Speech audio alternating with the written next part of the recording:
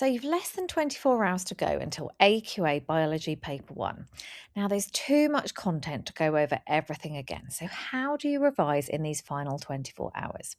It's really all about ensuring you are clear on key skills and answer scaffolds for typical questions that come up. I've put this list together based on my experience of observing common themes that come up on the paper and common terminology errors that students make and common questions where answers lack the necessary depth or linkage in their explanations. So let's start with electron microscope images. Now, it's highly likely one of your papers will have an electron microscope image shown. Examiners love these because students struggle with them. You might have to identify organelles, estimate scale or calculate size, or talk about the structure and function of certain organelles. Here are the top ones to review for paper 1. Firstly, mitochondria. You should be able to identify the double membrane, the cristae, the matrix. In the chloroplast, you should be able to identify the double membrane, the grana, the thylakoids, the stroma. Then we've got our rough endoplasmic reticulum and our smooth endoplasmic reticulum, which remember we mustn't use abbreviations. Students often struggle to distinguish these, so you need to look for ribosomes on the rough endoplasmic reticulum. They appear as visible dark dots and look a bit grainy. However, the smooth endoplasmic reticulum will have a much smoother appearance from the absence of ribosomes. You'll see these long membrane channels and this extensive network spread throughout the cytoplasm. They are not usually arranged in a neat stack, unlike the Golgi apparatus, and this is commonly confused with the endoplasmic reticulum. So for the Golgi apparatus, look for a stack of flattened membrane sacs. They'll often have a curved appearance and sometimes small vesicles budding off the edges. They're usually quite a compact structure. Then we have the nucleus, and you need to be able to identify the nuclear envelope, the pores, the nucleolus, which is a dense region inside the nucleus where ribosomes are assembled. Then we have common specialized cells that you might be shown. One common example is ciliated epithelial cells, where you might see the cilia, mitochondria, and the cell membrane. Or another one that they quite like is a secretory cell, such as a pancreatic cell.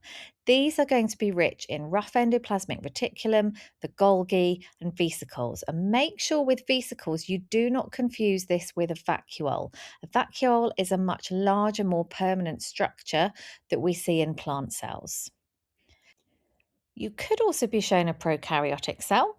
So look for the cell wall, the plasma membrane, plasmids, absence of membrane-bound organelles. You might have flagellum or pili, but please remember that not all structures are present in all prokaryotes. Let's now move on to the maths equation recall checklist. For paper 1, you should be able to recall all of these equations. For more information and tips when using these equations, please see my video Must Memorize Maths Equations. Here I have listed the equations that you should be able to recall. Now, whilst RF value largely comes up in photosynthesis CPAC 7, it could come up relating to separating amino acids in biological molecules. And for the biodiversity equation, you do not need to recall the equation, but make sure you know that capital N refers to the total number of organisms of all species, and little n refers to the number of each individual species. The next thing to make sure you memorize is the evaluate scaffold. Evaluating experimental data questions expects you to analyze study design and data and present a for and against argument to form a balanced conclusion or a balanced assessment on the validity of a conclusion the examiners are providing to you. So make sure you annotate key information relevant to this checklist when you're reading the information to ensure you don't miss out on key parts and that you are able to make appropriate connections and assessments of the results. Now, I can guarantee you will need to apply your understanding of study design in all papers. So here are common mark scheme recipes for common questions that come up. The purpose of the negative control, and remember this is different to control variables, your explanation has two parts. Firstly, to compare to the experimental group, and then secondly, to determine the effects of the independent variable, which you will name from the context of the question. Then we have our positive control, and it's important you remember the positive control contains a factor known to produce the expected result, so it confirms the test is working correctly. An example of this is the control lines in pregnancy tests that use monoclonal antibodies. Now, variables are controlled because the named factor could influence the named dependent variable. You need to make sure you name the variables relevant to the study that you are being shown. It's controlled to ensure that only our named independent variable is causing the observed change in the dependent variable. Now, the next terms are often interchanged by students or all lumped together because they don't know which to use. So, examiners have started more frequently asking students to specifically reference how studies are designed for accuracy or validity or reliability. So, reliable data is obtained by taking a large sample size so that anomalies due to random errors can be spotted, means can be calculated, statistical tests can be done to determine statistical significance, and the large data set helps ensure the data is representative of larger populations. If you were asked about accuracy, you should be commenting on if the equipment used was appropriate, look at the resolution of the scale, the size of the increment increases of the independent variable. For example, do they increase temperature by 5 degrees each time or 20 degrees? Are the measurement strategies a direct measurement of something or an indirect indicator of what might be happening? Consider how equipment might be used also. Systematic errors could lead to inaccurate results which do not reflect the true value.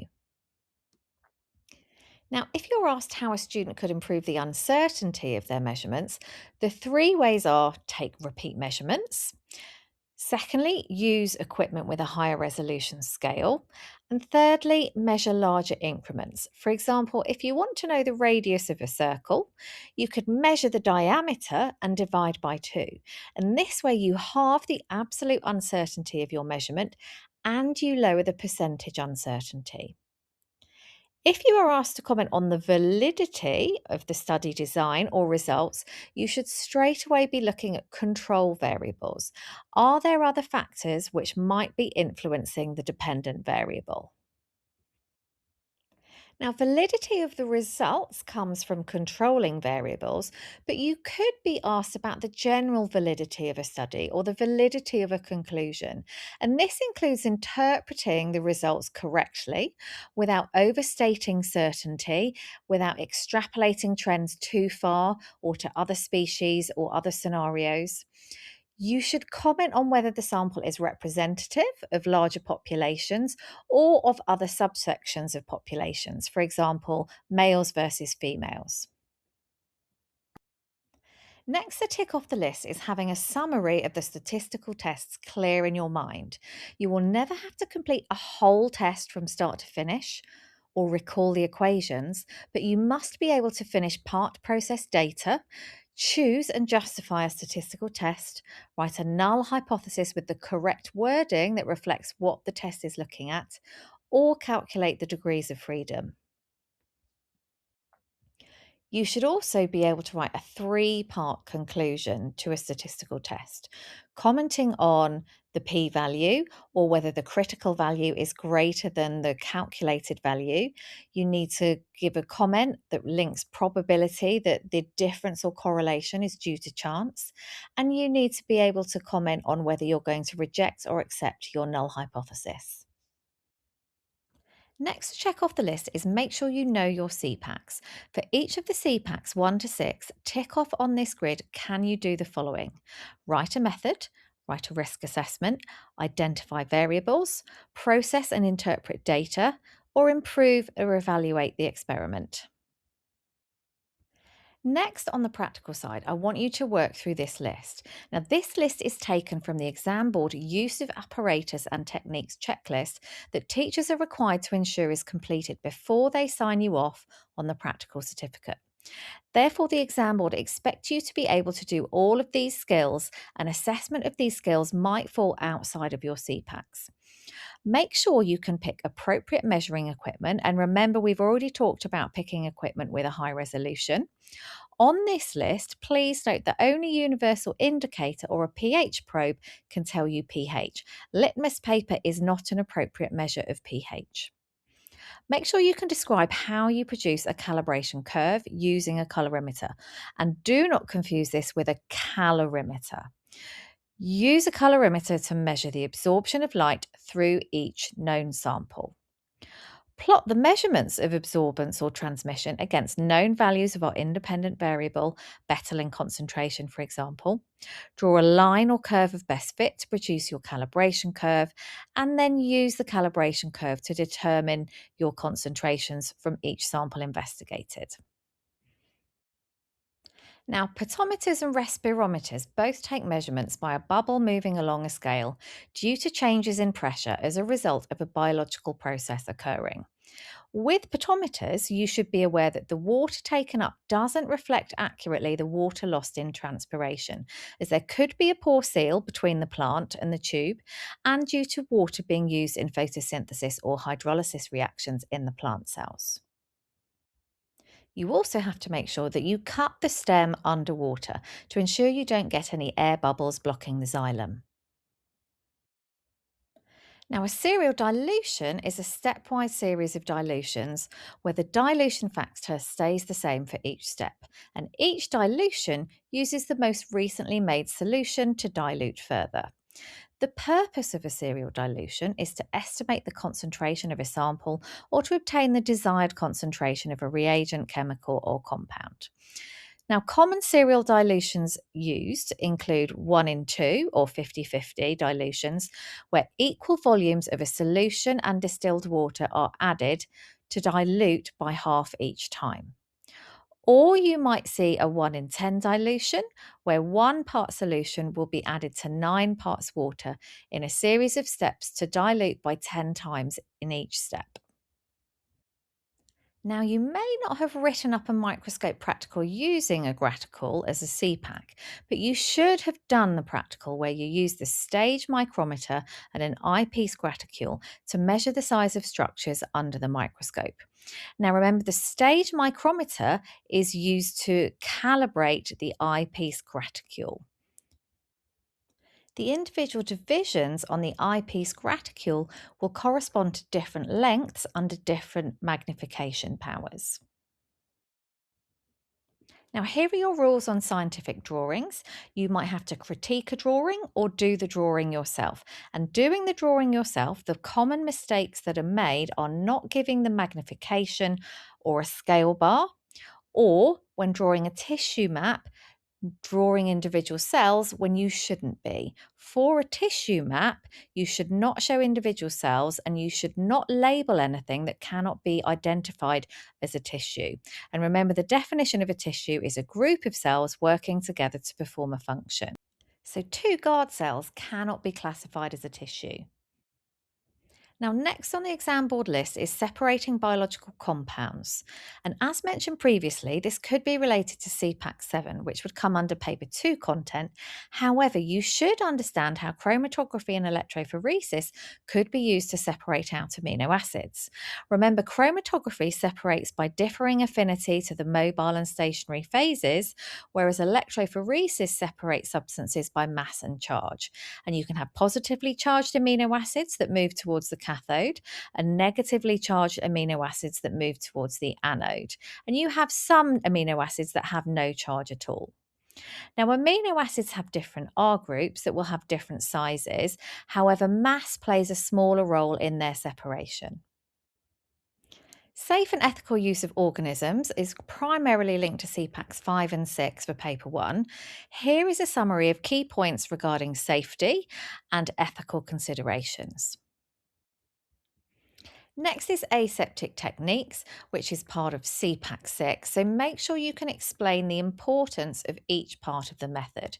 Here is a summary. So, as mentioned before, it's really important that you can give a risk assessment of your CPACs. Here is a summary of risk assessments for the use of dissecting equipment. Next on the exam board checklist is sampling techniques. So use the summaries here to make sure you understand the different methods, what purposes they are used for relating to the types of organisms or the type of analysis you want to do, and make sure you can write a logical method where you refer to the variables, you name equipment, you talk about repeats, and how you will process the data. Now, when it comes to content revision, you've hopefully been rating your confidence on the specification. So you've worked on the areas you are weakest at. Now, there's one area that underpins important application of knowledge to almost all topics, and that is remembering what atoms are in different biological molecules. Now, it might seem a bit basic, but the number of times I see students writing that phosphate is found in proteins and sulfur is found in DNA is quite surprising. Make sure you are secure on this important summary so you're able to interpret any applied questions that use radioactive tracers. So, good luck with paper one. And for more last minute revision, check out my playlists on common errors and the most important words that lose students' marks.